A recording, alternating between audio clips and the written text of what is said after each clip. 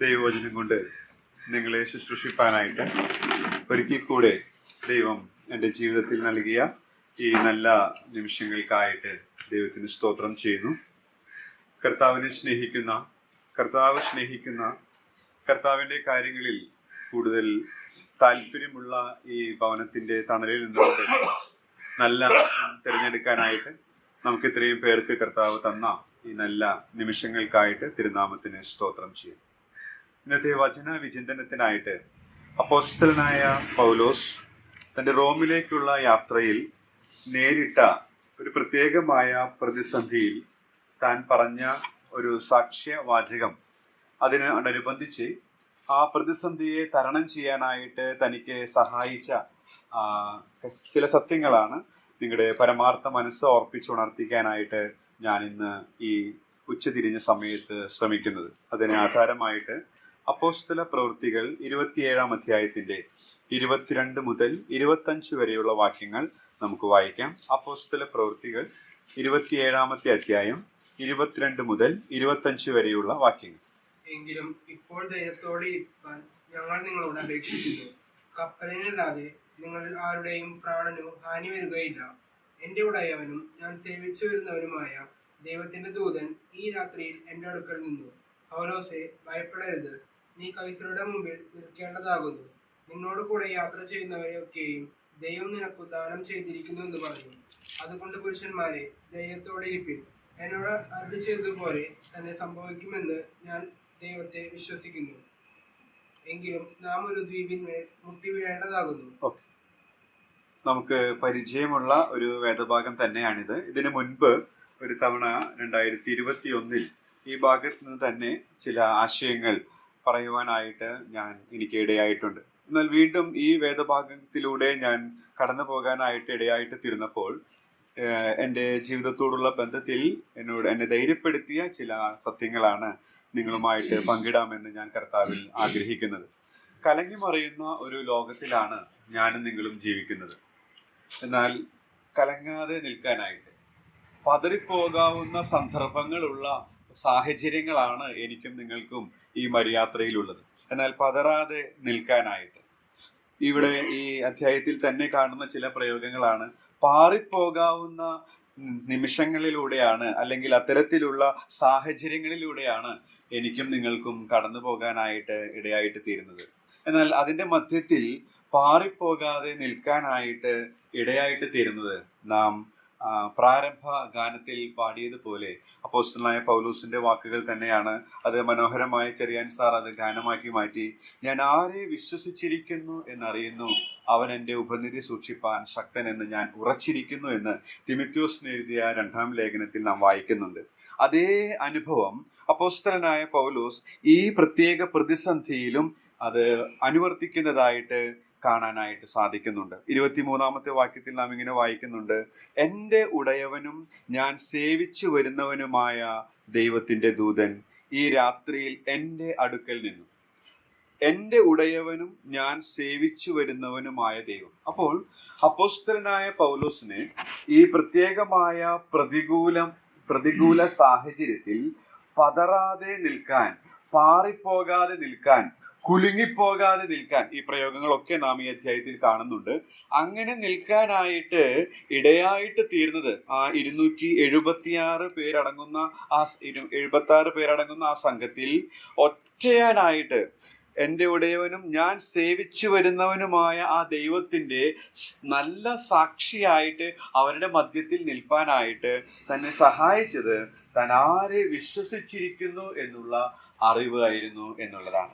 അപ്പോൾ പ്രതിസന്ധികളുടെ മധ്യത്തിൽ നാം ആരിലാണ് വിശ്വസിച്ചിരിക്കുന്നത് എന്നുള്ള ഉറപ്പും നിശ്ചയവും അതിനെ അതിജീവിക്കാനായിട്ട് ഈ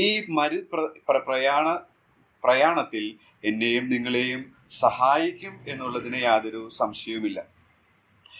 നാഗൽ സാഹിബിന്റെ ഗാനത്തിൽ നാം പാടാറുണ്ട്, ദൈവമേ നിന്നറിവാലെ ഹൃദയം നിറയ്ക്കുകയും. അതെ, ദൈവത്തെക്കുറിച്ചുള്ള, നമ്മുടെ അരുമനാഥനെ കുറിച്ചുള്ള ശരിയായ അറിവ് അത് വിശ്വാസമായി അനുദിന ജീവിതത്തിൽ നമ്മിൽ പരിവർത്തിക്കുമ്പോൾ നാം നേരിടുന്ന കലങ്ങിമറിയുന്ന സാഹചര്യത്തിൽ, കുലുക്കമുള്ള സാഹചര്യങ്ങളിൽ, പതറിപ്പോകുന്ന നേരങ്ങളിൽ, പാറിപ്പോകുന്ന സന്ദർഭങ്ങളിൽ പതറാതെ, പാറാതെ, കുലുങ്ങാതെ നിൽക്കാനായിട്ട് എനിക്കും നിങ്ങൾക്കും സാധിക്കും എന്നുള്ള സത്യമാണ് ഈ വേദഭാഗങ്ങളിലൂടെ കടന്നു പോകുമ്പോൾ നമുക്ക് മനസ്സിലാക്കാനായിട്ട് സാധിക്കും. അത് എങ്ങനെ സാധിക്കും? ആ ചില പാഠങ്ങളാണ് ഇന്ന് ഞാൻ വേഗത്തിൽ പറഞ്ഞ് ഇരിക്കാനായിട്ട് ആഗ്രഹിക്കുന്നു. ഒന്നാമതായിട്ട് ആ 21 വാക്യത്തിൽ നാം കാണുന്നത്, 21 വാക്യത്തിൽ അവർ വളരെ പട്ടിണി കിടന്ന ശേഷം പൗലോസ് അവരുടെ നടുവിൽ നിന്നുകൊണ്ട് പറഞ്ഞത്. പൗലോസ് അവരുടെ നടുവിൽ നിന്നുകൊണ്ട്. ദൈവവചനം ധ്യാനിച്ചപ്പോൾ എൻ്റെ മനസ്സിലേക്ക് വന്ന ഒരു ആശയം ഇതാണ്, നടുവിൽ നിന്നുകൊണ്ട് എന്നുള്ളത്. ചുറ്റും പ്രതികൂലമാണ്. ഈശാനമൂലൻ കൊടുങ്കാറ്റടിച്ചിരിക്കുകയാണ്. ആദ്യം മന്ദമായ ഒരു കാറ്റായിരുന്നു. അപ്പോൾ അവർ പോയ ആ സാഹചര്യം, റോമിലേക്കുള്ള ആ യാത്രയിൽ പൗലോസിന്റെ തീരുമാനത്തെക്കാൾ അവിടെയുള്ള ഭൂരിഭാഗം പേരുടെയും തീരുമാനം അനുസരിച്ച് പോകുന്നത് ശരിയാണ് എന്നുള്ളത് ആ മന്ദമായ തെക്കൻ കാറ്റിൽ ഊതിയപ്പോൾ അവർ താല്പര്യം സാധിച്ചു എന്ന് തോന്നിയെങ്കിലും കുറച്ചു കഴിഞ്ഞപ്പോൾ അതിന് വിരോധമായി ഈശാനമൂലൻ എന്ന കൊടുങ്കാറ്റെ അടിച്ചു.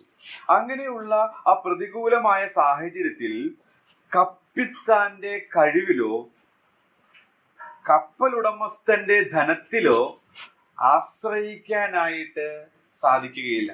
അതുകൊണ്ട് ഈ പ്രത്യേകമായ സന്ദർഭത്തിൽ യാതൊരു തരത്തിലുള്ള പ്രയോജനവുമില്ല എന്നുള്ളത് ഒരു യാഥാർത്ഥ്യമാണ്.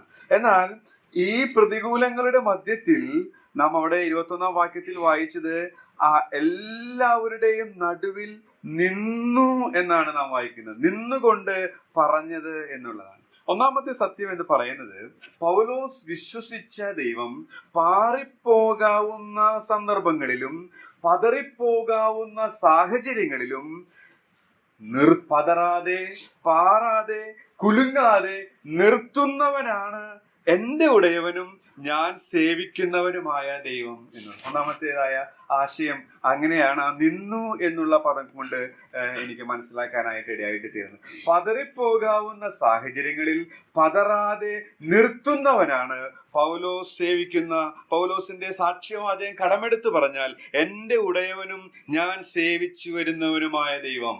പ്രിയമുള്ളവരെ, നാം കടന്നു പോകുന്ന സാഹചര്യങ്ങൾ പല നിലകളിലുള്ളതാണ്. നമ്മൾ അനുഭവിക്കുന്ന പ്രതികൂലങ്ങളും നമ്മൾ അനുഭവിക്കുന്ന പ്രശ്നങ്ങളുടെയൊക്കെ ഡിഗ്രി പലതരത്തിലുള്ളതാണ്. എന്നാൽ ഒരു കാര്യം യാഥാർത്ഥ്യമാണ്, പലതരത്തിലുള്ള പ്രതികൂലങ്ങളും പ്രശ്നങ്ങളും പാറിപ്പോകുന്ന സന്ദർഭങ്ങളൊക്കെയാണ് നമുക്കുള്ളതെങ്കിൽ തന്നെയും അതിന്റെ മധ്യത്തിൽ പതറാതെ, കുലുങ്ങാതെ നമ്മെ നിർത്തുന്നത് അതെ നമ്മുടെ ദൈവം. പൗലോസിന്റെ ഭാഷയിൽ പറഞ്ഞാൽ എൻ്റെ ഉടയവനും ഞാൻ സേവിച്ചു വരുന്നവനുമായ ദൈവമാണ് എന്നുള്ളതാണ്. അതുകൊണ്ട് നമ്മുടെ ക്രിസ്തീയ ജീവിതത്തിൽ പതറിപ്പോകാതെ ആ ക്രിസ്തുവാകുന്ന പാറമേൽ നിൽക്കുവാനായിട്ട് നമുക്ക് ഇടയായിട്ട് തീരേണ്ടത് ആവശ്യമാണ്. അപ്പോസ്തലനായ പത്രോസ് ഇതിനെക്കുറിച്ച് പറഞ്ഞിരിക്കുന്ന ഒരു പ്രയോഗം ഇതിനോടനുബന്ധിച്ച് നമുക്ക് ചിന്തിക്കാവുന്നതാണ്. പത്രോസ് എഴുതിയ 1-ാം ലേഖനം 5-ാം അധ്യായത്തിന്റെ 12-ാമത്തെ വാക്യത്തിൽ പത്രോസ് ഇതിന് സമാനമായ ഒരു പ്രയോഗം നടത്തിയിട്ടുണ്ട്. നമുക്കതൊന്ന് വായിക്കാം. പത്രോസ് എഴുതിയ 1-ാം ലേഖനം 5-ാം അധ്യായത്തിന്റെ 12-ാമത്തെ വാക്യം. നിങ്ങളെ പ്രബോധിപ്പിച്ചും നിങ്ങളിൽ നിൽക്കുന്നത് ദൈവത്തിന്റെ സത്യകൃപയിൽ ആകുന്നു എന്ന് സാക്ഷീകരിച്ചും കൊണ്ട് ഞാൻ നിങ്ങൾക്ക് വിശ്വസ്ത സഹോദരൻ എന്ന് നിരൂപിക്കുന്ന സിൽവാനോസ് മുഖാന്തരം ചുരുക്കത്തിൽ എഴുതിയിരിക്കുന്നു.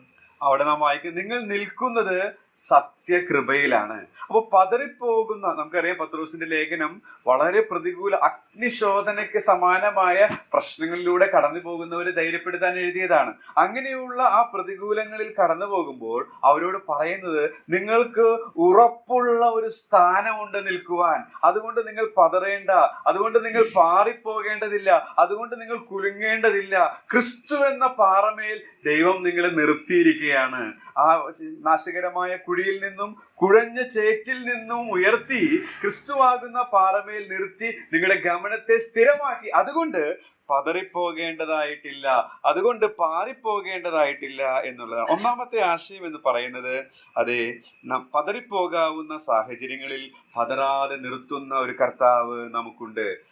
രണ്ടാമത്തെ ആശയം എന്ന് പറയുന്നത് നാം ആ ഭാഗം തന്നെ നിരീക്ഷിക്കുമ്പോൾ 23-ാം വാക്യത്തിൽ നാം കാണുന്നുണ്ട്. അതിന്റെ അവസാന ഭാഗത്ത്, എന്റെ ഉടയവനും ഞാൻ സേവിച്ചു വരുന്നവനുമായ ദൈവത്തിന്റെ ദൂതൻ ഈ രാത്രിയിൽ എന്റെ അടുക്കൽ നിന്നു എന്നുള്ളതാണ്. എന്റെ അടുക്കൽ നിന്നു. രണ്ടാമത്തെ സത്യം എന്ന് പറയുന്നത്, പാറിപ്പോകാവുന്ന സാഹചര്യങ്ങളിലും പതറിപ്പോകാവുന്ന നേരങ്ങളിലും എന്റെ അടുക്കൽ വരുന്നവനാണ് എന്റെ ഉടയവനും ഞാൻ സേവിച്ചു നിൽക്കുന്നവനുമായ ദൈവം.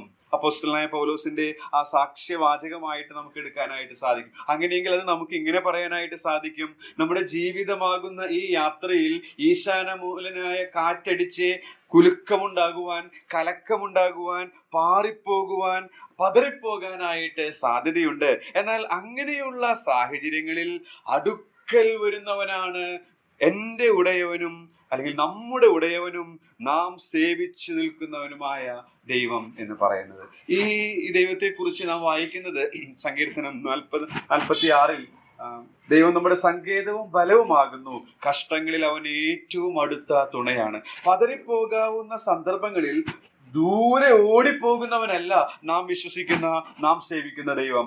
പതറിപ്പോകാവുന്ന നേരങ്ങളിൽ നമ്മുടെ കൂടെ വരുന്നവനാണ്.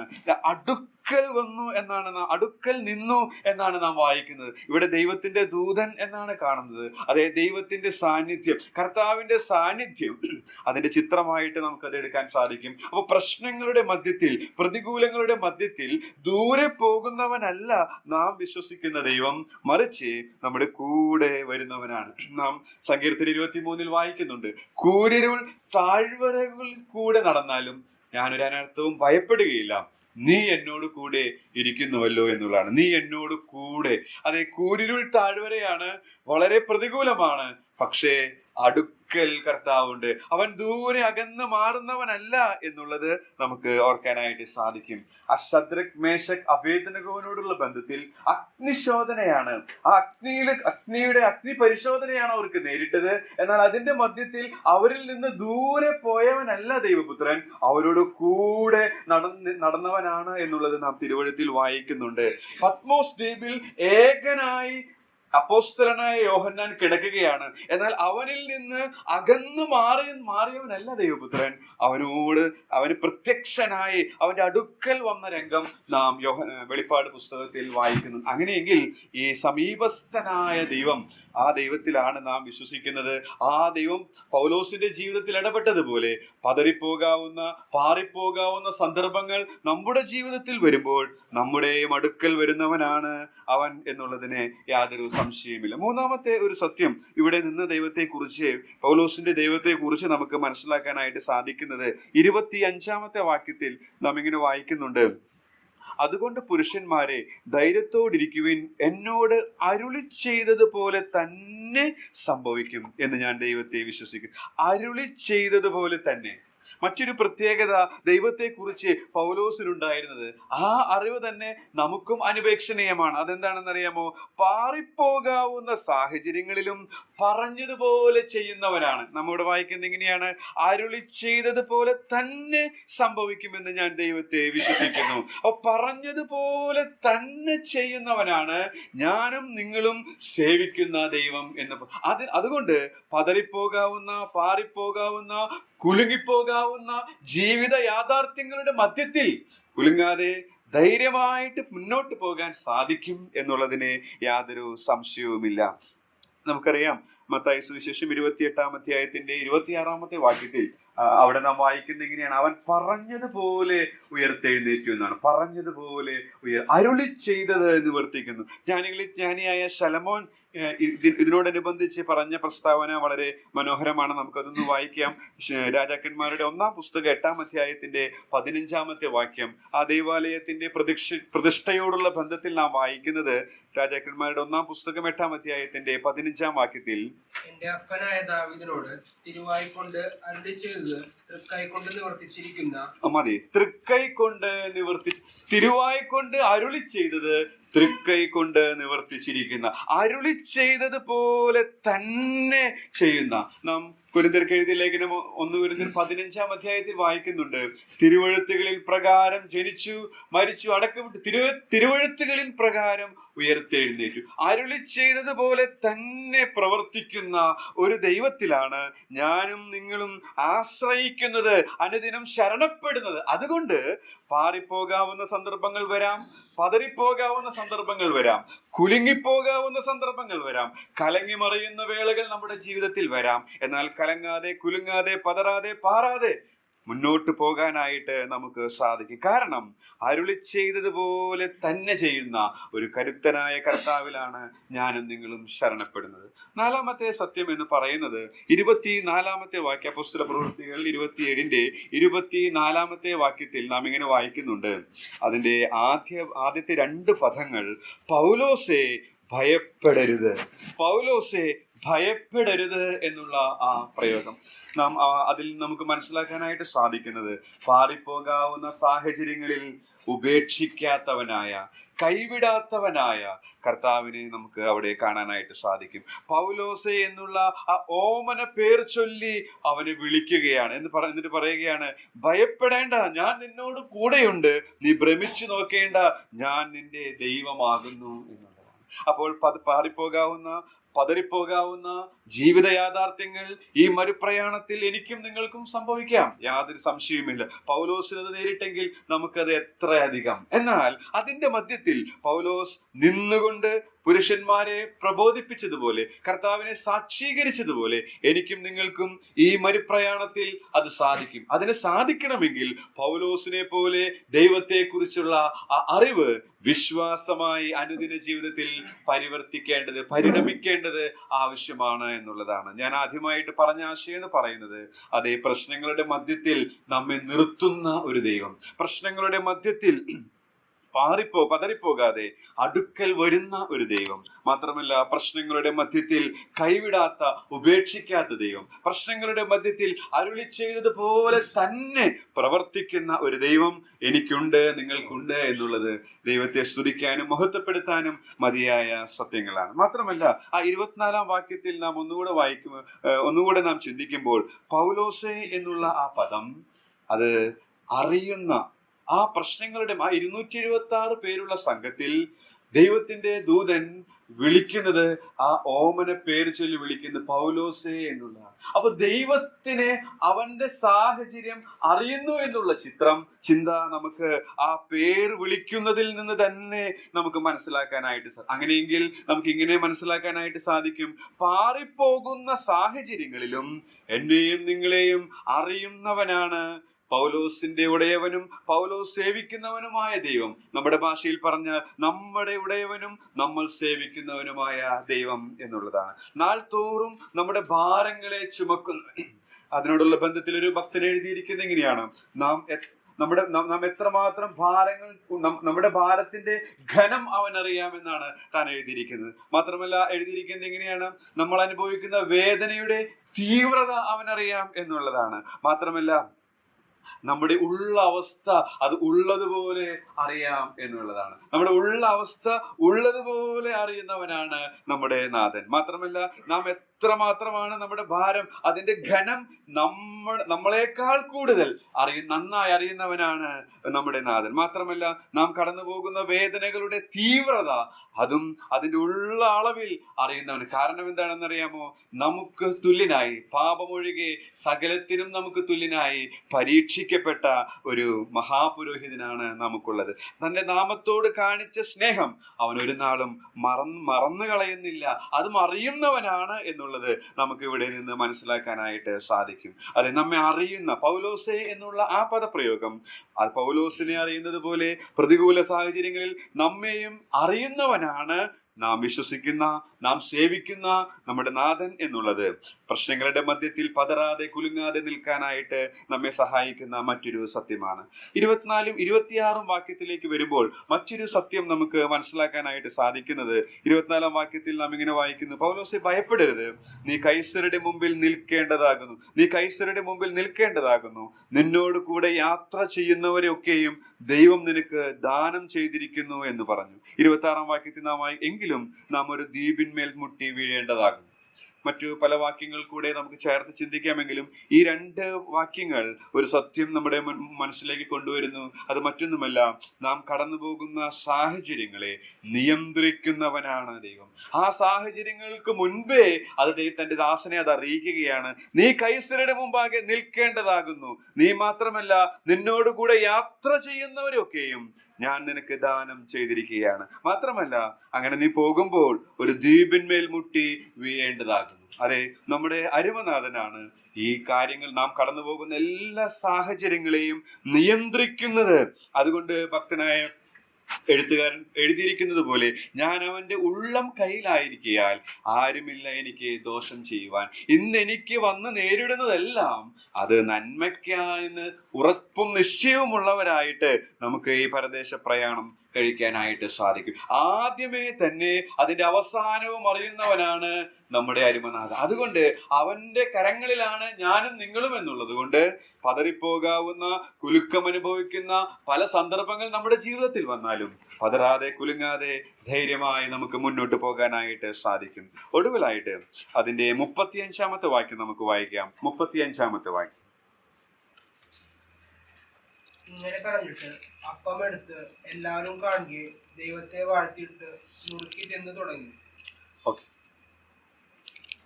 ഇതിന്റെ ആദ്യ ഭാഗങ്ങൾ നാം വായിക്കുമ്പോൾ, 27-ാം അധ്യായത്തിന്റെ ആദ്യ ഭാഗങ്ങൾ വായിക്കുമ്പോൾ, പൗലോസ് അവിടെ ആരുമല്ലായിരുന്നു. പൗലോസിന്റെ വാക്കുകൾക്കൊന്നും അവർ വലിയ മുഖവില കൊടുത്തില്ല.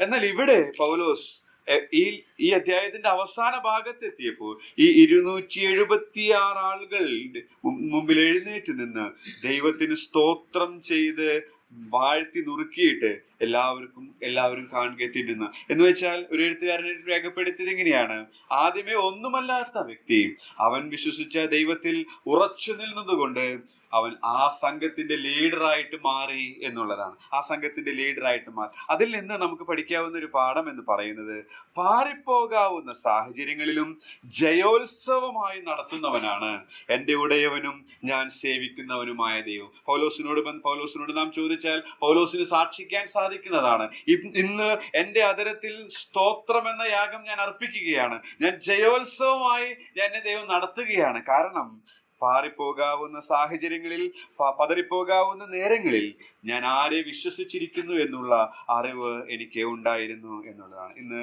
ഈ ഉച്ച കഴിഞ്ഞ ഈ സമയത്ത് ഈ ഭവനത്തിന്റെ തണലിൽ നാം ആയിരിക്കുമ്പോൾ നാം വിശ്വസിക്കുന്ന ദൈവത്തെ കുറിച്ചിട്ടുള്ള അറിവ് അത് വിശ്വാസമായി പൗലോസിന്റെ ജീവിതത്തിൽ പരിണമിച്ചതുകൊണ്ട് താൻ നേരിട്ട പ്രതികൂലങ്ങളുടെ മധ്യത്തിൽ അവന് ധൈര്യത്തോടുകൂടെ നിൽക്കാനായിട്ട് ഇടയായിരുന്നു. നമ്മളൊക്കെ കടന്നു പോകുന്ന സാഹചര്യങ്ങൾ പലതരത്തിലുള്ളതാണ്. പലതരത്തിലുള്ള വൈതരണികളാണ് നമ്മുടെ മുൻപിലുള്ളത്. എന്നാൽ അതിന്റെ മധ്യത്തിൽ ഞാൻ ആരെ വിശ്വസിച്ചിരിക്കുന്നു എന്നറിയുന്നു. ആ ഉറപ്പും നിശ്ചയവും യഥാർത്ഥമായി കേവലം ഒരു തിയറി ആയിട്ടല്ല, കേവലം ഒരു അറിവ് മാത്രമായിട്ടല്ല, അത് വിശ്വാസമായി നാം എക്സസൈസ് ചെയ്യുന്നുവെങ്കിൽ തീർച്ചയായിട്ടും പൗലോസിനെ പോലെ അവരുടെ മുമ്പിൽ ദൈവത്തിന് സ്തോത്രം ചെയ്ത് നുറുക്കി തിന്നു തുടങ്ങി എന്ന് പറയുമ്പോൾ ജയോത്സവമായി നടത്തുന്ന ദൈവത്തിന്റെ ചിത്രമാണ് നമ്മുടെ മനസ്സിലേക്ക് അത് കൊണ്ടുവരുന്നത് എന്നുള്ളതാണ്. നാം ചെറിയൻ സാറിന്റെ പാട്ടിൽ പാടാറുണ്ട്: മനമേ ചഞ്ചലം എന്തിനായി, കരുതാൻ വല്ലഭനില്ലയോ ജയവീരനായി എന്നുള്ളത്. ജയവീരനായി നമ്മെ നടത്താൻ കഴിവുള്ള ഒരു കർത്താവ്, അദ്ദേഹത്തിന്റെ ജീവിതാനുഭവങ്ങളിലൂടെ അത് അദ്ദേഹത്തിന് രുചിച്ചറിയാനായിട്ട് ഇടയായിട്ട് തീർന്നു. നാം വായിക്കുമ്പോൾ മനസ്സിലാക്കുന്ന ഈ തിരുവഴുത്തിലെ സത്യങ്ങൾ അത് കേവലം അറിവായിട്ടിരുന്നാൽ അതുകൊണ്ട് യാതൊരു പ്രയോജനവുമില്ല. എന്നാൽ നാം മനസ്സിലാക്കുന്ന ഈ സത്യങ്ങൾ നമ്മുടെ അനുദിന ജീവിതത്തിൽ അത് വിശ്വാസമായി പരിണമിക്കുമ്പോൾ നാം കടന്നു പോകുന്ന സാഹചര്യങ്ങളെ അതിജീവിക്കാനായിട്ട് എനിക്കും നിങ്ങൾക്കും സാധിക്കും എന്നുള്ളതാണ്.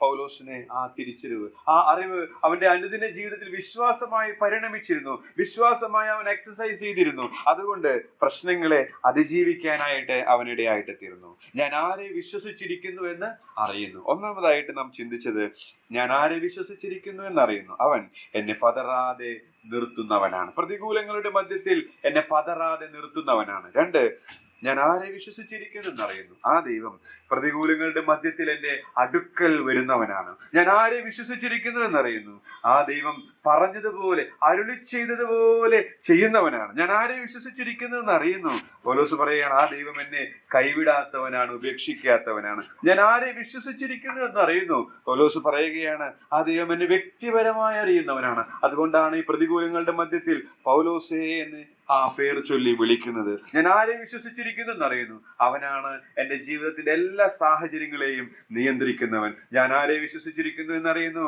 അവനാണ് എന്നെ ജയോത്സവമായി നിത്യം നടത്തുന്നവൻ എന്നുള്ളത്. വരും ദിവസങ്ങളിൽ നാം ആരെ വിശ്വസിച്ചിരിക്കുന്നു എന്നുള്ള അറിവ് പൗലോസിനെ പോലെ പ്രതികൂല സാഹചര്യങ്ങളിൽ വിശ്വാസമായി പരിണമിച്ച് അത് എക്സസൈസ് ചെയ്ത് ജയോത്സവമായി നടത്തുന്ന ആ ദൈവത്തിൽ ശരണപ്പെട്ട് ജീവിപ്പാൻ വചനം പറഞ്ഞ എന്നെയും കേട്ട നിങ്ങളെയും ദൈവത്തിന്റെ ആത്മാവ് സഹായിക്കുമാറാണ്.